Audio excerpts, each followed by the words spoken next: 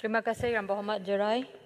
Sekarang saya jemput Yang Berhormat Kuala Krai. Terima kasih Tuan Yang Pertua kerana memberikan peluang kepada Kuala Krai untuk sama-sama mengambil bahagian dalam perbahasan rang undang-undang fee Jabatan Penyiaran pengesahan 2023. Pertamanya, media massa seperti televisyen adalah alat ataupun instrumen terpenting yang digunakan untuk menyampaikan maklumat, membina persepsi dan tanggapan dan membentuk sikap masyarakat tentang maklumat yang disampaikan. Media telah terbukti alat atau perantara terpenting dalam menyampaikan maklumat dan mesej tertentu. Kepentingan media bukan sekadar terhenti setakat menyampaikan maklumat sahaja, tetapi lebih daripada itu kerana media berperanan dalam membentuk pola pemikiran masyarakat. Namun media utama seperti TV, radio dan sebagainya sudah tidak menjadi pilihan utama pada hari ini kerana munculnya media baru seperti Facebook, TikTok dan YouTube. Tuan Yang Dipertua, merujuk kepada rang undang-undang fee yang dibentangkan pada hari ini, saya ingin bertanyakan siapakah atau pihak manakah yang menentukan jumlah yang perlu dikutip pada waktu itu? Siapakah ataupun pihak manakah yang membuat kiraan rekod bayaran tertentu tersebut kerana tempoh kutipan ini lebih kurang 20 tahun telah berlalu?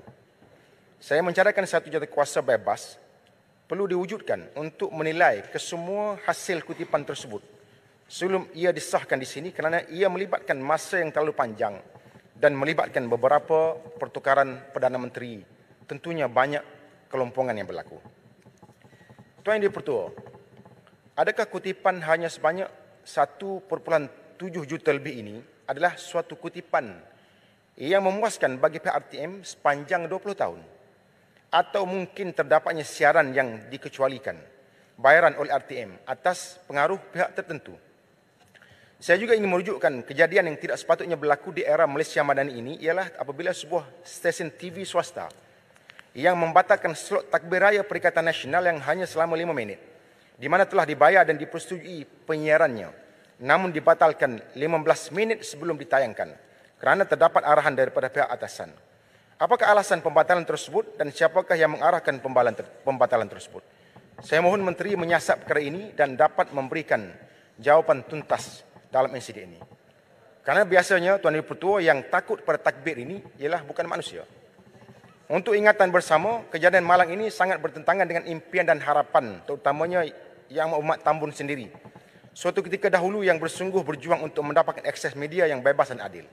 Malah kerajaan Madani ini masih melaungkan ia adalah kerajaan yang akan memberikan keadilan kepada semua termasuk akses kepada media utama. Tuan Yang Dipertua, mengambil ibrah dari kejadian tersebut, saya ingin mencadangkan agar RTM lebih terbuka untuk memberi peluang penyiaran kepada semua pihak termasuk pembangkang bagi menyiarkan program mereka dan semestinya tiada lagi arahan daripada tangan gaib yang membatalkannya di saat akhir. Dengan ini, pendapatan RTM secara automatik akan bertambah kerana membenarkan banyak pihak untuk menyiarkan siaran mereka di TV atau radio, khususnya sebagai salah satu cara untuk bersaing dengan media baru yang boleh diakses dengan lebih terbuka dan telus agar lebih digemari oleh masyarakat hari ini. Adakah kerajaan Madani bersedia memberikan kebenaran tersebut? Saya harap Menteri akan memberi jawapan yang jelas nanti terhadap persoalan ini dan tentunya ia perlu diikuti dengan tindakan.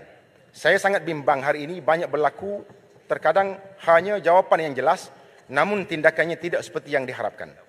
Tuan Yang Pertua, saya juga mencadangkan agar pihak RTM membeli terus filem The Untold Story dan ditayangkan secara percuma tanpa perlu menggunakan budak sekolah dan juga keketangan kerajaan dengan mengeluarkan surat resmi menjemput mereka menonton di Pawagam bersama menteri dan pegawai tinggi kerajaan.